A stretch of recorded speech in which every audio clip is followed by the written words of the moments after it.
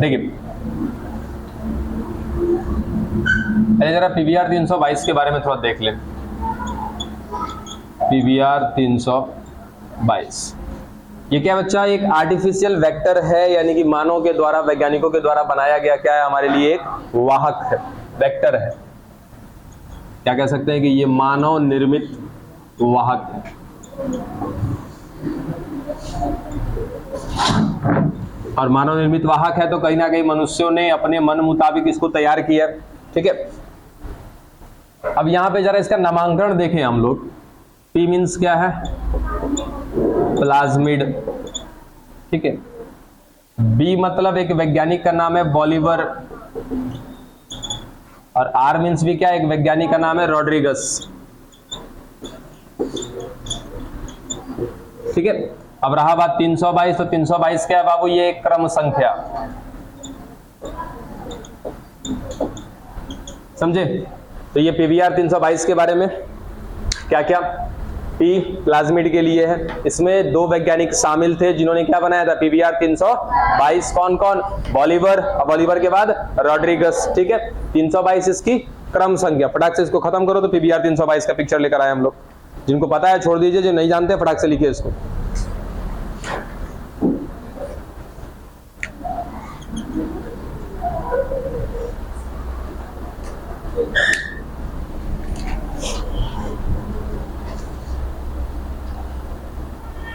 At least वैज्ञानिक का नाम जरूर याद रखिएगा इसमें। और यही एक वाहक है जिससे सवाल बन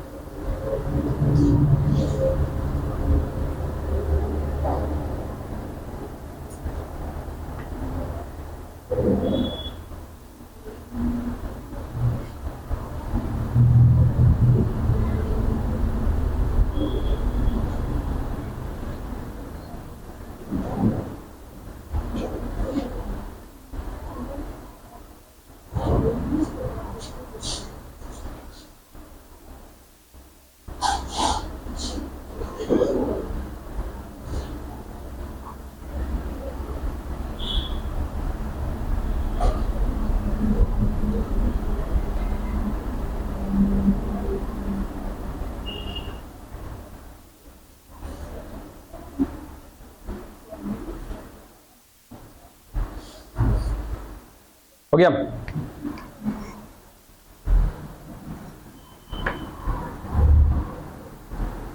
दूसरा एक नोट पॉइंट यहां पे मेंशन करिएगा कि पीवीआर 322 में 8 पैलिंड्रोमिक अनुक्रम मिलते हैं।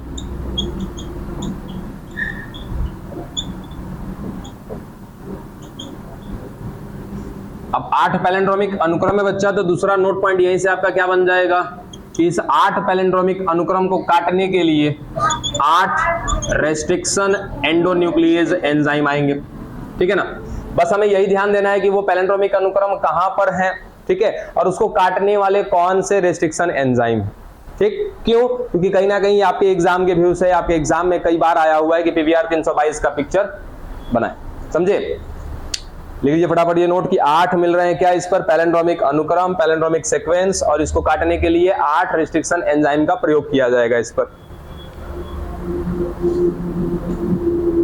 और साथ ही साथ एक और नोट पॉइंट, इसमें कहीं ना कहीं 2 क्या होते हैं? Selectable marker.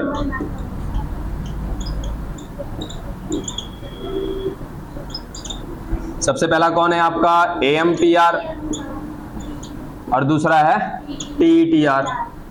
यानी कि एक ऐसा जीन होगा जो एम्पिसिलिन से लड़ने में सहायक होगा और एक ऐसा जीन होगा जो टेट्रासाइक्लिन से लड़ने में सहायक होगा।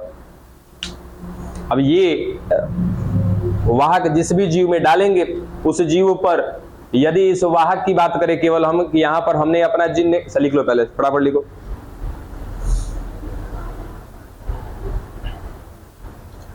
हो गया? ये सिलेक्टेबल मार्कर में ही आपको एक बात बता दी गई थी कि ये हमारा हो गया, मान लिया जाए कि एक वाहक कौन सा? PBr 322। अब इसके पास एक जीन मिल रहा है TETR, दूसरा जीन मिल रहा है क्या? AMPR। इसका मतलब सीधा सा बात कि ये AMPR कुछ उत्पाद बनाएगा, TETR भी क्या बनाएगा?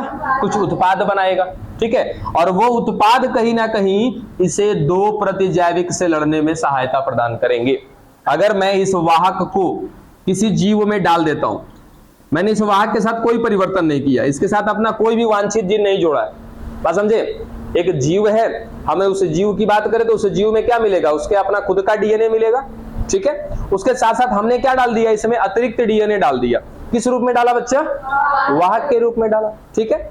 अब इसके अंदर जाते ही क्या होगा कि बाकी सारे के सारे जीन भी उत्पाद बनाएंगे, इसका DNA भी उत्पाद बनाएगा, साथ ही साथ इसमें AMPR क्या करेगा?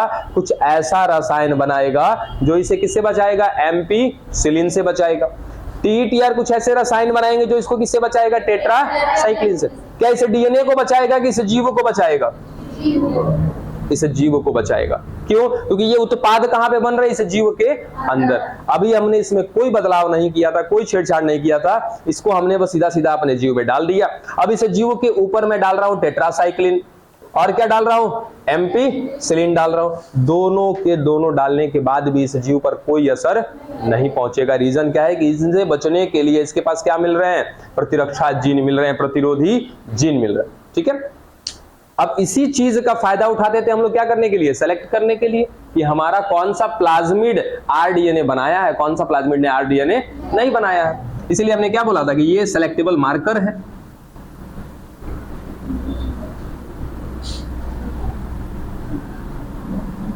आइए अब देखते हैं PBr 322 को, जो जानना था इसके बारे में जाना।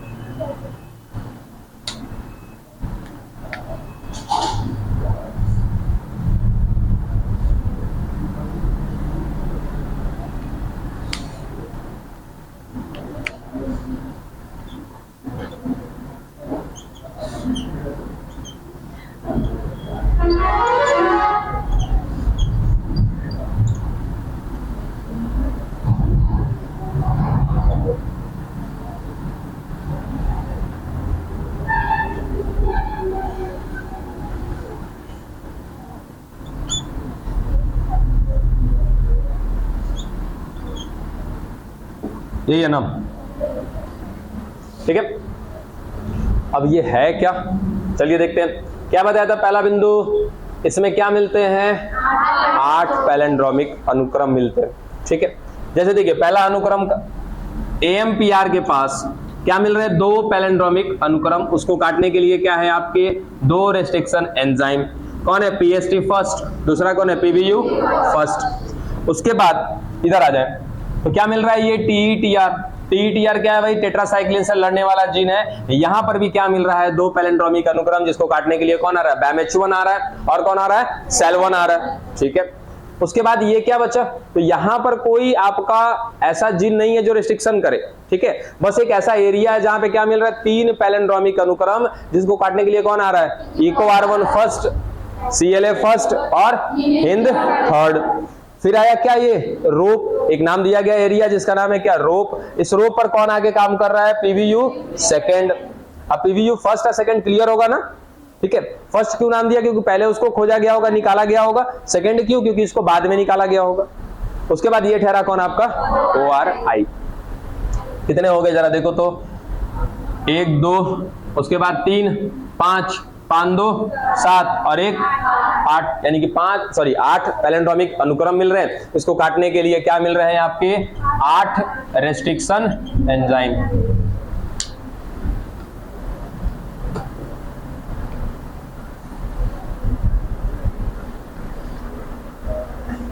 रट्टा मार लिया इसका,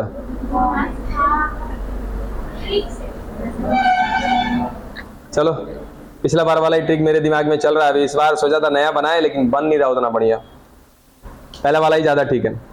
देखिए अगर ट्रिक बनाना चाहे तो क्या बना सकते हैं, अब देखो याद तो करना पड़ेगा बाबू इसको, क्योंकि कई बार आया हुआ है पिक्चर बनाने के लिए, और अच्छे खासे नंबर के लिए, 3 नंबर के लिए आया हुआ है पिक्चर बनाने के लिए, ठीक है। दे दिया है कि PBR 322 के बारे में कुछ बिंदुएं लिखें और क्या बनाइए भैया, सचित्र वर्णन करिए, साफ साफ दे रखा है। तो पहले पिक्चर बनाइए, उसके बाद जितना जानकारी है उतना लिख दीजिए, ठीक है।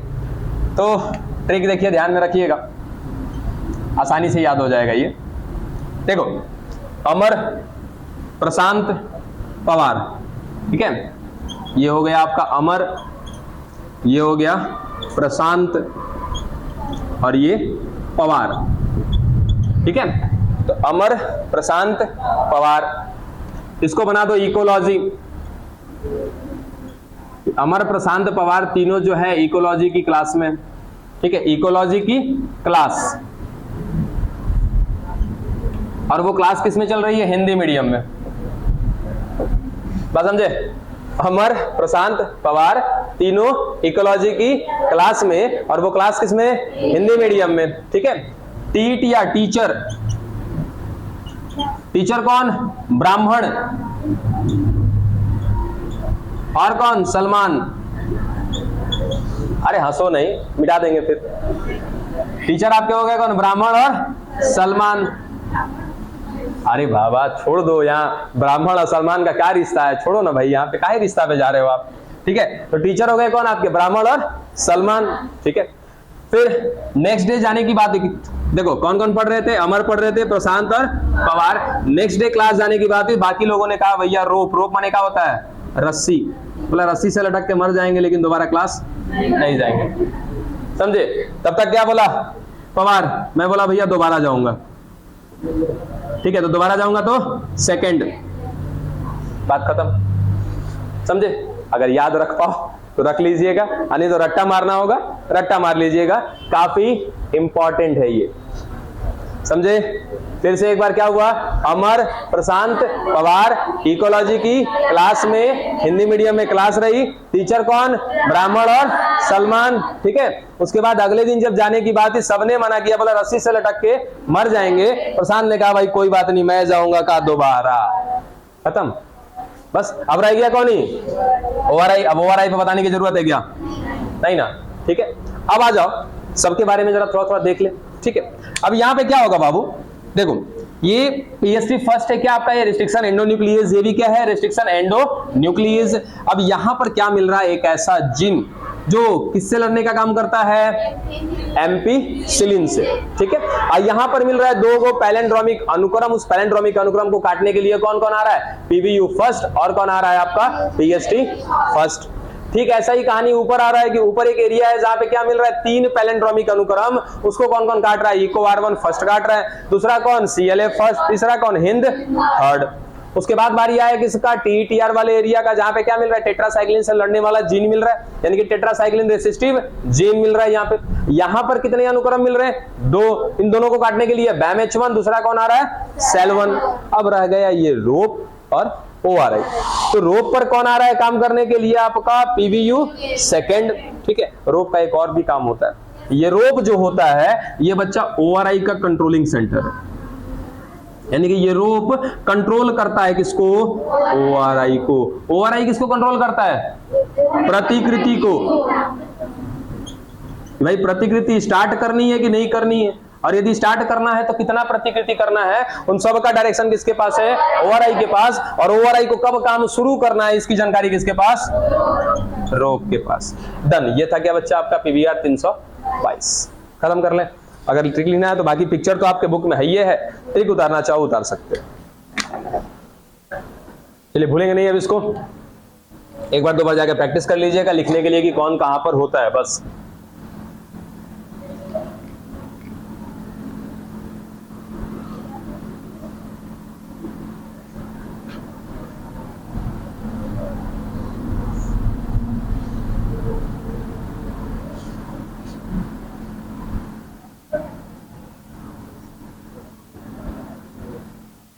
चलिए देखिए, अब तक हम लोग क्या क्या पढ़ चुके हैं।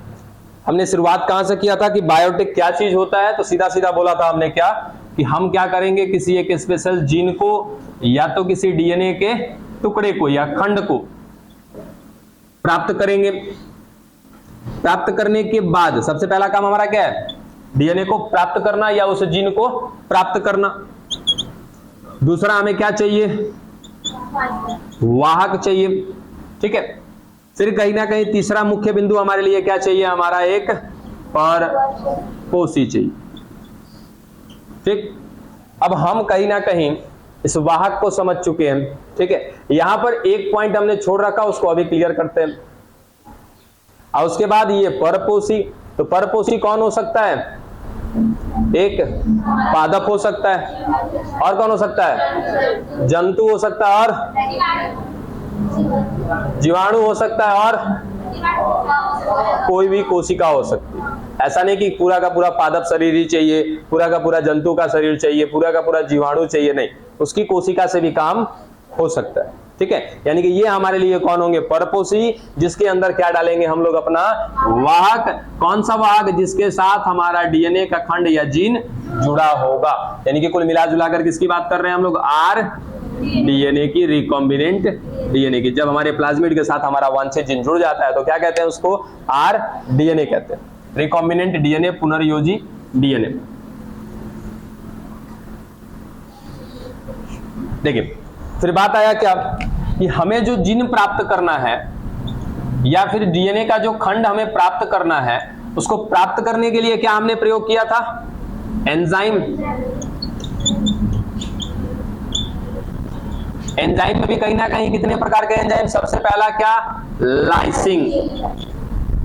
लाइसिंग से हमने क्या कर लिया था, DNA को पृथक कर लिया था, यानी कि उस जीव से उसके DNA को अलग कर लिया, पृथक कर लिया। लाइसिंग एंजाइम वैसे एंजाइम होंगे जो सब कुछ पचा देंगे, केवल क्या करेंगे, DNA को छोड़ देंगे। क्यों, क्योंकि हम DNAs वहां पे नहीं डालेंगे। ठीक, दूसरा जो एंजाइम यूज कर रहे हैं हम लोग, वो कौन सा, क्लीविंग, इसको क्या बोलते हैं हिंदी में, विदलनकारी।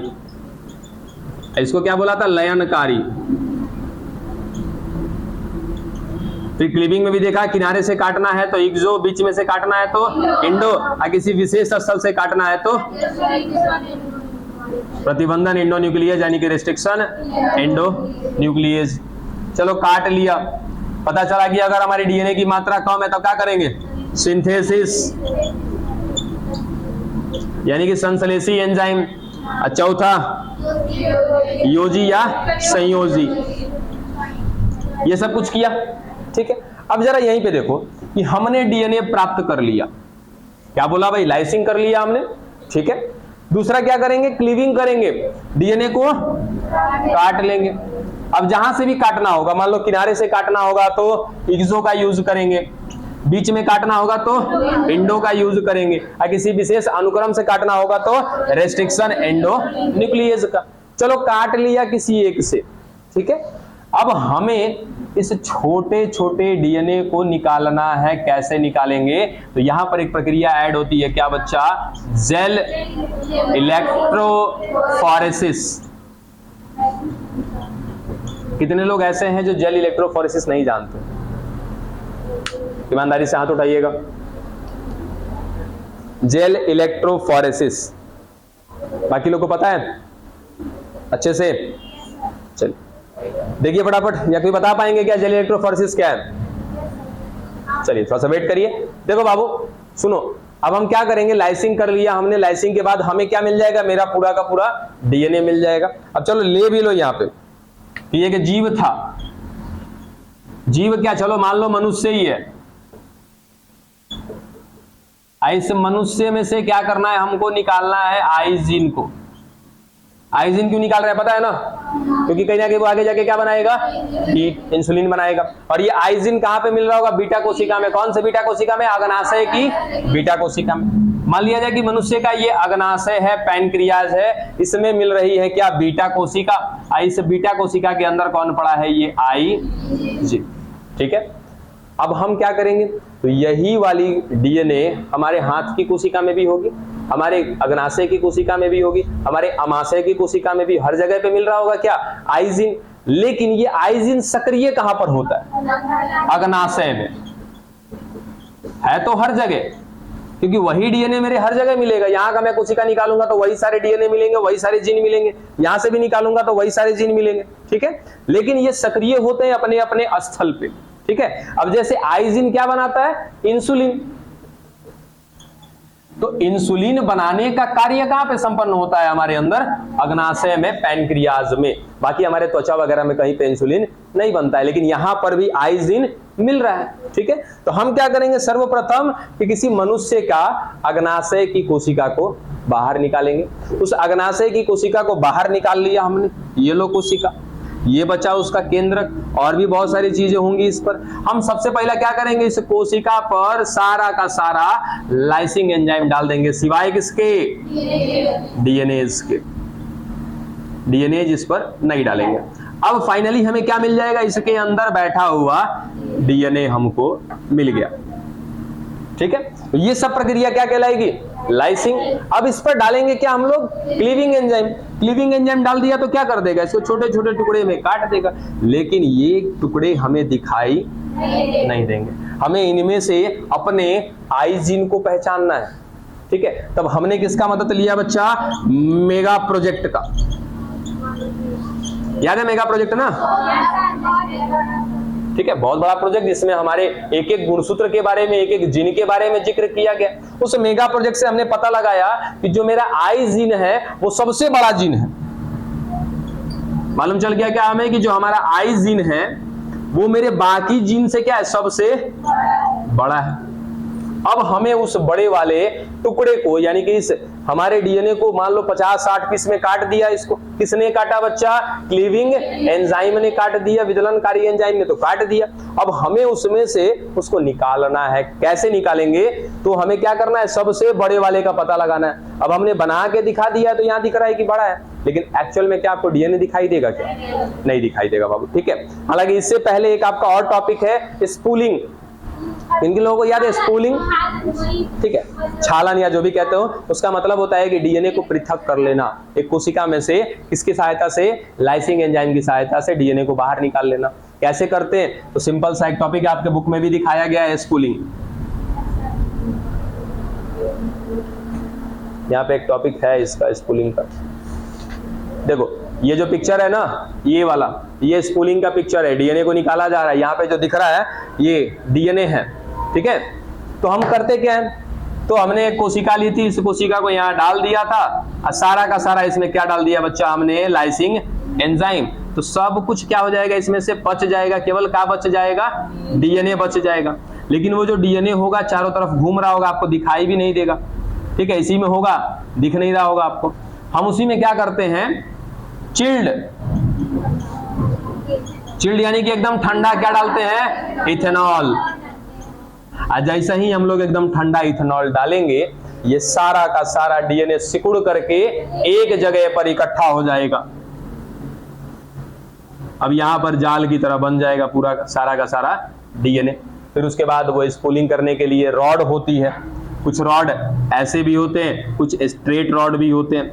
अब उस रॉड की सहायता से ऐसे घुमाते घुमाते घुमाते घुमाते उनको पकड़ करके बाहर निकाल लिया जाता है। तो ये प्रक्रिया क्या कहलाती है, स्पूलिंग। स्पूलिंग किसके अंतर्गत आती है बच्चा, लाइसिंग के अंतर्गत। चलो स्पूलिंग कर लिया हमने, डीएनए को अलग कर लिया, फिर क्या डाल दिया इस पर, क्लीविंग एंजाइम। अब इसको कहीं ना कहीं छोटे छोटे पीसेस में काट दिया गया है और हमको यहां से निकालना है अपना सबसे बड़ा खंड। क्यों, क्योंकि हमें मेगा प्रोजेक्ट से ये मालूम चला है कि सबसे बड़ा जो खंड होगा हमारे डीएनए का, वही कौन है बच्चा, हमारा आई जीन है। आईसी को लेकर के फिर आगे किसके साथ जोड़ना है हमको, वेक्टर के साथ, हमारे वाहक के साथ, ठीक है। फिर वाहक के साथ जोड़ने के बाद हमें सेलेक्टेबल मार्कर की सहायता से पता करना होगा कि मेरा वांछित जीन, मेरा ये टुकड़ा मेरे वाहक के साथ जुड़ा है कि नहीं जुड़ा है, ये सभी पता करेंगे। लेकिन उससे पहले क्या है, जेल इलेक्ट्रोफोरेसिस, कि आखिर हम इसमें से अपने बड़े वाले खंड को कैसे पहचानेंगे। छोटा सा टॉपिक है, फटाफट देखिएगा, मिटा दें इसको।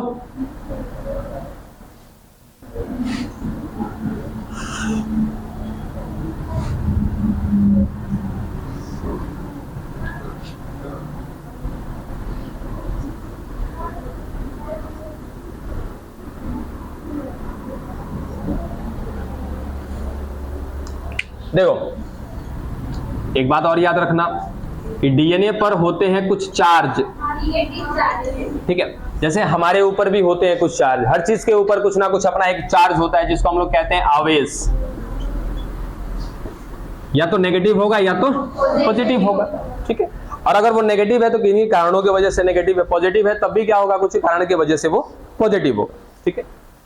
अब जो चार्ज होता है डीएनए पर बच्चा, वो होता है नेगेटिव चार्ज, जिसको हम लोग बोलते हैं क्या, ऋण आवेश, ठीक। अब ये हमारा डीएनए जो होता है ऋण आवेशित होता है, यानी कि इस पर नेगेटिव चार्ज होता है, माइनस का चार्ज होता है। रीजन क्या होता है बच्चा, H3PO4, और इस पर जो चार्ज होता है क्या होता है, ये नेगेटिव चार्ज होता है। इसी कारण से कहीं ना कहीं हमारा डीएनए भी जो होता है वो कैसा होता है, नेगेटिव चार्ज होता है, ठीक। अब यूज कर रहे हैं क्या हम लोग बच्चा, इलेक्ट्रोफोरेसिस। तो इलेक्ट्रोफोरेसिस एक तकनीक है जिस तकनीक के माध्यम से डीएनए के खंडों को उनके आकार के अनुसार क्या करते हैं, पृथक करते हैं। इस प्रक्रिया को क्या कहा जाता है, इलेक्ट्रोफोरेसिस। और इस प्रक्रिया में एक जेल का इस्तेमाल किया जाता है, इस कारण से इस पूरी प्रक्रिया को नाम दिया जाता है जेल इलेक्ट्रोफोरेसिस। और जो जेल इस्तेमाल में लिया जाता है वो जेल होता है बच्चा एग्रोज जेल। और ये एक समुद्री, किसे प्राप्त किया जाता है, लाल शैवाल है, क्या नाम है उसका, जिलेडियम और ग्रेसिलेरिया, ठीक है। ये एग्रोज जेल एक लाल शैवाल से प्राप्त किया जाता है। उस लाल शैवाल का नाम है जेलिडियम और ग्रेसिलेरिया।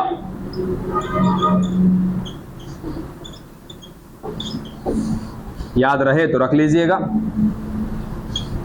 इस जेलिडियम और ग्रेसिलेरिया को निकाला जाता है, ये कुछ उत्पाद बनाते हैं, उन उत्पाद को निकाल करके, यानी कि इस जेलिडियम और ग्रेसिलेरिया से हमने क्या निकाला है, इनका उत्पाद। क्या किया, उनको पृथक कर लिया, फिर उसको सुखा लिया जाता है, सुखाकर उसको पीस दिया जाता है। पीसने के बाद क्या बनता है, पाउडर बनता है। फिर उस पाउडर को पानी में गीला कर देने पे क्या बन जाता है, जेल। और इस जेल को क्या नाम दिया जाता है, एग्रोज जेल, या फिर इसको एक और नाम दिया जाता है एगार एगार, अगर अगर या एगार एगार। कहीं कहीं पे एगार एगार भी मिलेगा, कहीं पे अगर अगर भी मिल जाएगा। क्या क्या बोला, जरा ध्यान से सुनो। कि हम जिस जेल का प्रयोग करने वाले हैं किस प्रक्रिया में, इलेक्ट्रोफोरेसिस में। और इलेक्ट्रोफोरेसिस वो प्रक्रिया है जिसमें डीएनए के खंडों को उनके आकार के अनुसार, आकृति के अनुसार नहीं, किस अनुसार, आकार के अनुसार, आकार मतलब कि जो बड़ा होगा वो अलग, जो छोटा होगा वो अलग, आकार के अनुसार पृथक करते हैं। उस प्रक्रिया को नाम दिया जाता है क्या, जेल इलेक्ट्रोफोरेसिस। अब इलेक्ट्रोफोरेसिस इसलिए नाम पड़ा क्योंकि इसमें इलेक्ट्रिक का यूज करते हैं, इसलिए इलेक्ट्रोफोरेसिस मतलब क्या होता है, विलगन करना, विलगन माने अलग करना, ठीक है। और किसका यूज कर रहे हैं विलगन करने के लिए, इलेक्ट्रिक का, करंट का, इसलिए क्या बोला, इलेक्ट्रोफोरेसिस। फिर नाम में आ रहा है जेल, इसका मतलब कोई जेल का भी इस्तेमाल कर रहे हैं हम लोग, और उस जेल का नाम है क्या बच्चा, एग्रोज जेल। ये एग्रोज जेल समुद्री लाल शैवाल से प्राप्त किया जाता है, उनका नाम क्या है, जेलिडियम और ग्रेसिलेरिया। क्या किया जाता है, इनके द्वारा बनाए गए उत्पाद को पृथक किया गया, यानी कि इससे अलग किया गया, फिर उसे सुखा करके पीस देते हैं, पाउडर बन जाता है। उस पाउडर में कहीं ना कहीं क्या करते हैं, आगे पानी डाल के मिक्स करके फिर जेल बनाया जाता है, ठीक है। अब जेल कैसा, जेली टॉफी खाई है आपने, ठीक, उस जेली टॉफी के जैसा प्राप्त किया जाता है क्या, जेल। और इसी एगार एगार का यूज करते हैं हम लोग आइसक्रीम बनाने में भी, ठीक है। जैसे आप देखोगे एक 5 रुपया डब्बे वाली जो आइसक्रीम होती है, 10 के डब्बे वाली आइसक्रीम, उसको ले लो, खरीदो, उसके बाद में उसको छोड़ दो, कुछ समय के लिए पिघल जाएगा वो आइसक्रीम बना किससे, दूध से।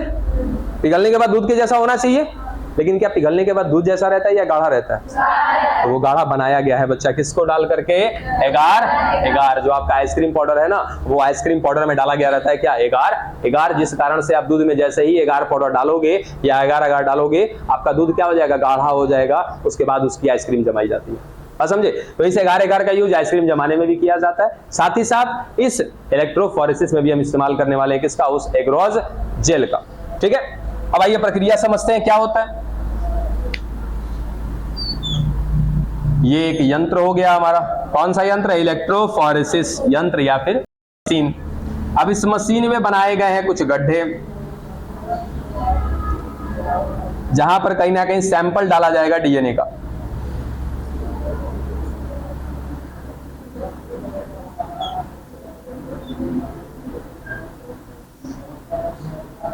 ठीक है।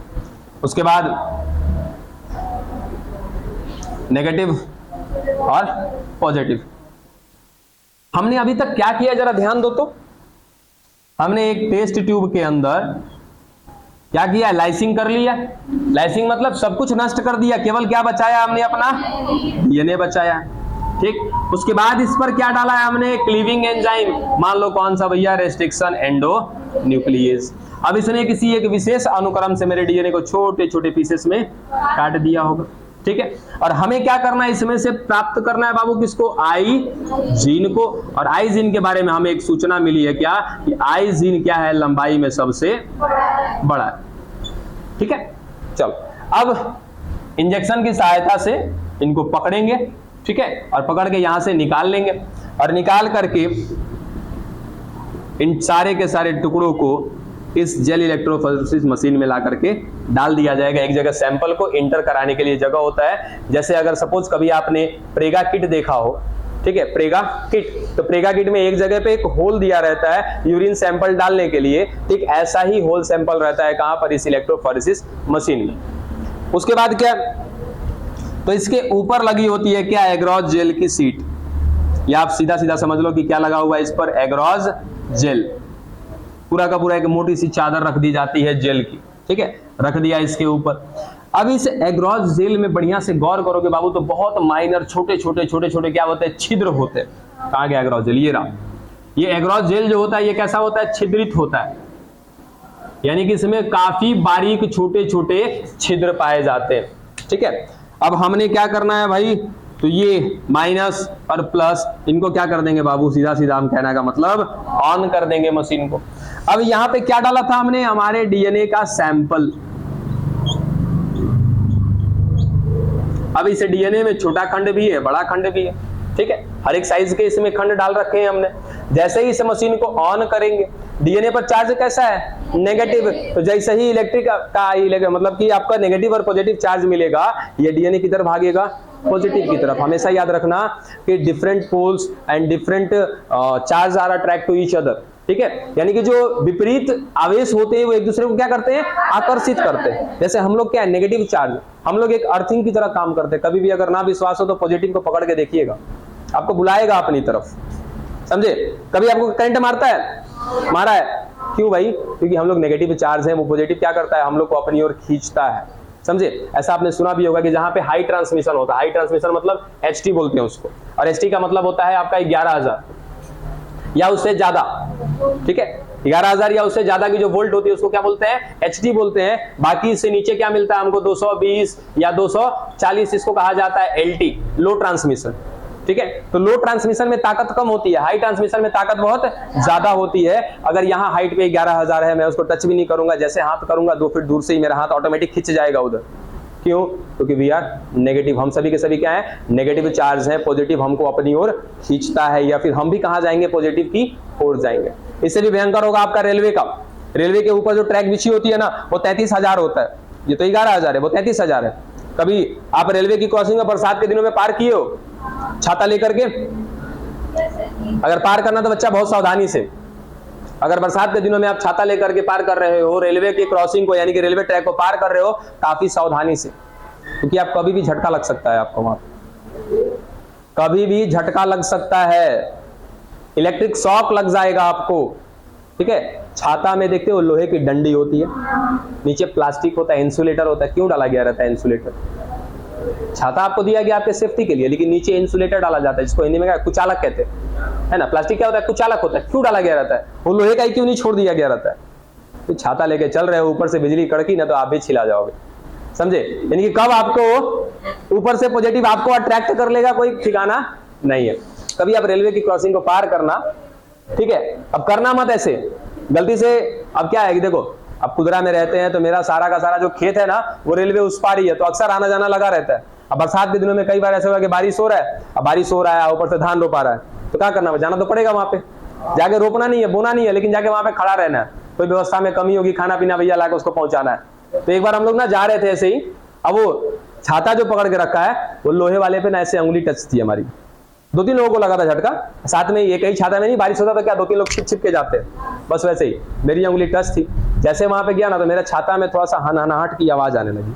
जैसे कभी स्पीकर आपका ऑन है, गाना नहीं बजा रहे हो, स्पीकर आपका सन सन सन सन आवाज करता रहता है क्या, ऐसा ही आपका छाता वो लगा झंझनाने, हल्का सा आवाज आने लगा।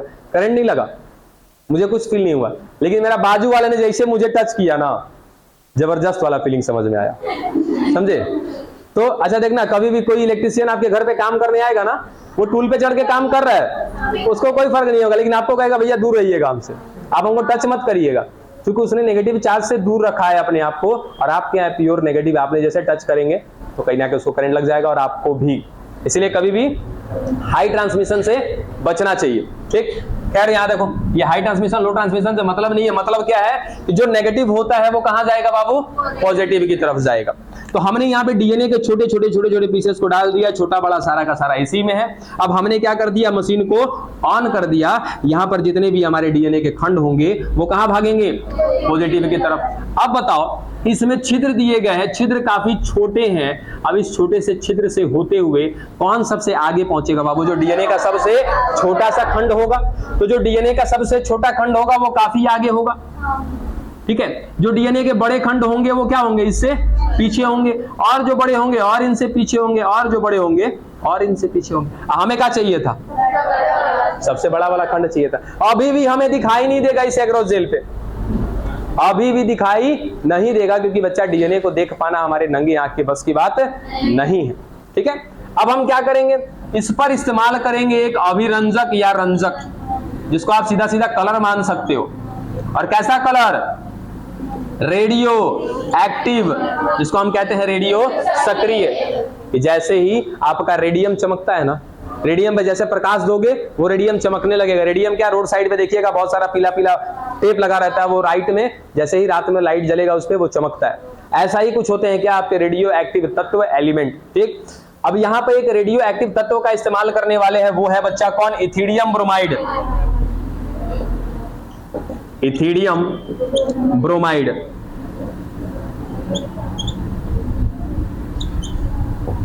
इथिडियम ब्रोमाइड एक रेडियो एक्टिव तत्व है। अब इस पर देखो, इन पर हमने डाल रखा है क्या, इथिडियम ब्रोमाइड। अब इस सीट को उठाया जाएगा, या फिर इसी सीट पर डायरेक्टली क्या डाला जाएगा, रेडियो सक्रिय किरणें डाली जाएंगी।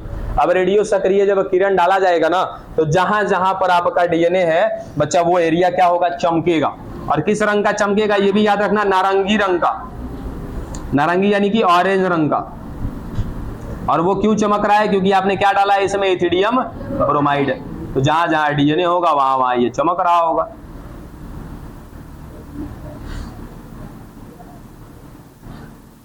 और देख के ही समझ में आ गया कि हमारा डीएनए कहां है, सबसे अंतिम में है। ठीक है, अब इसको ब्लेड की सहायता से या फिर उसके कटर की सहायता से, डॉक्टर या फिर साइंटिस्ट लोग का जो भी प्रैक्टिकल करते हैं उनके पास एक कटर होती है अपनी, उस कटर की सहायता से क्या कर लिया जाएगा, इसको ऐसे किनारे किनारे से काट लिया जाएगा।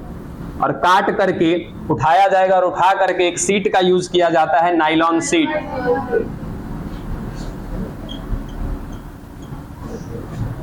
Nylon seat. और इस नायलॉन की सीट पर ला करके, ये नायलॉन की सीट हो गई, इस नायलॉन की सीट पर ला करके डीएनए के उस खंड को, जिसमें क्या है, दो चीजें हैं, एग्रोस जेल भी है और एग्रोस जेल के साथ साथ क्या है, हमारा डीएनए का वो खंड भी है। ठीक, अब नायलॉन सीट पर ला करके रख देंगे, और नायलॉन सीट क्या करेगा कि पूरे के पूरे एग्रोस जेल को सोख लेगा। अब बच जाएगा क्या बाबू, हमारा डीएनए की वांछित डीएनए, वांछित डीएनए। इसी की हमारी क्या थी, चाहत थी। अब हमें ये क्या हो चुका है, मिल चुका है, प्राप्त हो चुका है। अब क्या करेंगे बच्चा, एक पीस है कि अनेकों पीस है, एक है ना। अब क्या करेंगे, यहाँ पे सिंथेसिस करेंगे ना, तो सिंथेसिस करके इसकी कॉपी बना लेंगे बहुत सारी। अब बारी बारी से फिर क्या करेंगे, वाहक में डालते जाएंगे। अब यहाँ पे वाहक के साथ दो कंडीशन बनता है ना, कि वाहक ले भी सकता है और नहीं भी ले सकता है। फिर उठा के परपोसी में डालेंगे तो तीन कंडीशन बनेगा, परपोसी लेगा।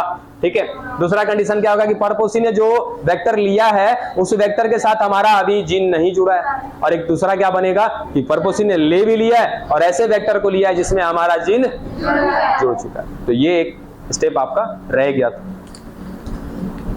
हालांकि ये कई बार, 2 बार 3 बार ये पढ़ लिया आपने, जेल इलेक्ट्रोफोरेसिस। अब बताइए क्या क्या चीजें आपके दिमाग में नहीं है। सोचा था आज पूछताछ करेंगे, लेकिन समय बीत गया इसी में। आज पूछताछ करने के मूड में थे। हाँ, इस चैप्टर को पूरा, लेकिन इसी में समय बीत गया। खैर कोई नहीं, पीछे का एक टॉपिक छूटा था इसलिए दिमाग में था कि पहले इसको कंप्लीट करें हम लोग। चलिए, संवाहक भी हमने देख चुके हैं। ठीक है, अब क्या रह गया, तो एक टॉपिक है आपका पौधे व जंतुओं में जीन क्लोनिंग हेतु संवाहक, जीन क्लोनिंग कराने के लिए। अच्छा, एक बात बताओ, आखिर वैज्ञानिक लोगों के दिमाग में ये क्यों सूझा कि हम वाहक की सहायता से ही किसी में डाल सकते हैं जीन, किसी परपोसी में? या फिर एक सेकंड, ऐसा क्वेश्चन नहीं है, क्वेश्चन थोड़ा उल्टा कर दिया। क्वेश्चन क्या है कि हमने वाहक तैयार किया। सुनो ध्यान से सभी लोग, आराम से उतार लेना इसको, ठहर जाओ। इस पर मेरे ख्याल से चैनल पे वीडियो है, वीडियो में देखिएगा, एक टॉपिक है फिंगरप्रिंटिंग का। ठीक है, उसी में ये टॉपिक मैंने पढ़ा भी रखा है, तो एक बार वहां से भी आप लोग देख सकते हो, कोई दिक्कत नहीं। ठीक है, अब क्वेश्चन सुनो कि हमने क्या कर लिया, हमने अपना वांछित जीन प्राप्त कर लिया, किस सहायता से, जेल इलेक्ट्रोफोरेसिस या फिर एक और तकनीक है पीसीआर। ठीक है, तो किसी तरीके से हमने प्राप्त कर लिया अपना। प्राप्त करने के बाद हमने अपने वांछित जीन को अपने वाहक के साथ जोड़ दिया। फिर उस वाहक को कहां डालते हैं हम लोग, परपोसी में। अब परपोसी कौन हो सकता है बाबू, परपोसी वापस से कौन होगा पता है, एक बैक्टीरिया या एक वायरस। अब ये दिमाग मेरा खटक रहा है कि वापस से बैक्टीरिया या फिर वायरस का ही सहायता क्यों लेते हैं।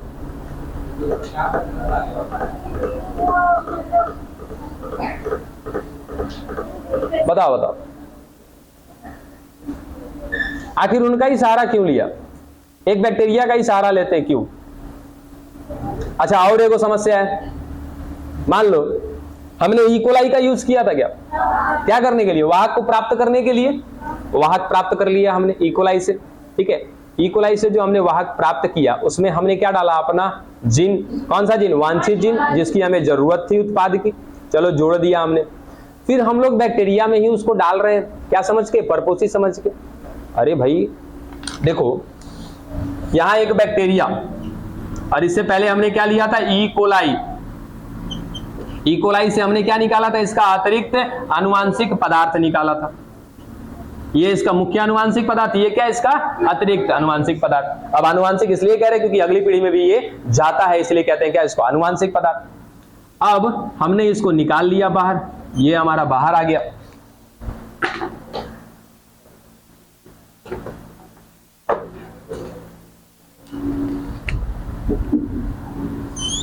और इसके साथ हम जोड़ देते हैं क्या अपना वांछित जीन। फिर हम वापस एक परपोषी में डालते हैं इसको, और वो परपोषी कौन है, वापस एक बैक्टीरिया है। इसमें क्या होगा, मुख्य आनुवांशिक पदार्थ और का अतिरिक्त आनुवांशिक पदार्थ। क्या मैं इसी में डालूंगा इसको, केंद्रक में। इसीलिए किसी बैक्टीरिया में डाला जाता है क्योंकि जो उसका प्लाज्मिड होता है वो मतलब कुछ एंटीसोम टाइप का करके वो मुख्य मतलब डीएनए की भांति कार्य करने लगता है और लगातार। क्वेश्चन समझे नहीं, मैं कौन से बैक्टीरिया में डालूंगा जिसमें प्लाज्मिड पहले से होगा या नहीं होगा। ध्यान रखना बच्चा, मैं उस बैक्टीरिया को परपोषी बनाऊंगा जिसमें क्या नहीं है, प्लाज्मिड नहीं है। बात समझे, उस बैक्टीरिया को लिया, अब मैं क्या डालूंगा इसमें अपना प्लाज्मिड। मैं कभी भी उस बैक्टीरिया का चयन नहीं करूंगा जिसमें पहले से क्या पड़ा हुआ है, प्लाज्मिड। बात समझ आया, यानी कि अतिरिक्त आनुवांशिक पदार्थ यदि उसके पास होगा तो मैं इस बैक्टीरिया को कभी भी परपोषी के रूप में नहीं लूंगा। उस बैक्टीरिया को परपोषी के रूप में लिया जाएगा जिसके अंदर पहले से कोई भी प्लाज्मिड या मुख्य आनुवांशिक पदार्थ के अलावा कोई अतिरिक्त आनुवांशिक पदार्थ नहीं होना चाहिए। बात समझ में आया। एक और बात कि इनमें या फिर परपोषी में डालने के लिए, परपोषी देखो एक बैक्टीरिया हो सकता है, एक वायरस हो सकता है, कोई एक जंतु या कोई एक कोशिका हो सकती है, ठीक है। लेकिन डालने के लिए वापस एक बैक्टीरिया का या फिर वायरस का ही प्रयोग किया जाता है। क्यों, जानते हो क्यों? यहाँ पे थोड़ा सा एक टेक्निक है। जैसे वायरस यदि आपके ऊपर आएगा तो क्या करेगा, अपने आनुवांशिक पदार्थ को आपके अंदर डाल देगा और वो अंदर जाके क्या करना चालू करेगा, क्लोनिंग करना चालू करेगा, अपने आप की प्रतिकृति करना चालू करेगा। देखो वायरस में और बैक्टीरिया में देखो दोनों में थोड़ा सा अंतर होता है, ठीक है। वायरस क्या करता है, अपने डीएनए को आपके अंदर भेज दिया, ठीक है। अब वायरस का डीएनए आ करके कभी भी वृद्धि नहीं करता है, केवल और केवल क्या करता है, गुणन करता है। यानी कि केवल और केवल वो अपनी संख्या बढ़ाएगा, वृद्धि कतई नहीं करता है। कौन, वायरस। जबकि अगर बैक्टीरिया रहेगा तो वो गुणन भी करेगा और वृद्धि भी करेगा, ठीक है। तो बैक्टीरिया में और वायरस में थोड़ा सा अंतर होता है, ठीक। अब इन्हीं की टेक्निक पे कहीं ना कहीं जैव प्रौद्योगिकी पर काम किया जाता है। जैव प्रौद्योगिकी में क्या करेंगे भाई, हमने अपना डीएनए बना लिया, अब डीएनए को क्या करना है, किसी परपोषी में डालना है। अब ये टेक्निक किससे उठाया गया है, तो एक बैक्टीरिया और एक वायरस से उठाया गया। कि बैक्टीरिया वायरस क्या करता है, किसी भी जीव को जाकर के संक्रमित करता है, उसका आनुवांशिक पदार्थ आपके अंदर आ गया और आपके अंदर जाकर के क्या करता है, वो क्लोनिंग करता है। हम लोग जैव प्रौद्योगिकी में क्या करने वाले हैं, कुछ ऐसा ही तो काम कर रहे हैं ना। हमने अपना डीएनए बनाया, डीएनए बना करके एक परपोषी में डाला, वो परपोषी के अंदर जाके क्या करेगा, क्लोनिंग करेगा, ठीक है। तो इसी मेथड को उठा करके जैव प्रौद्योगिकी में प्रयोग में लिया जाता है।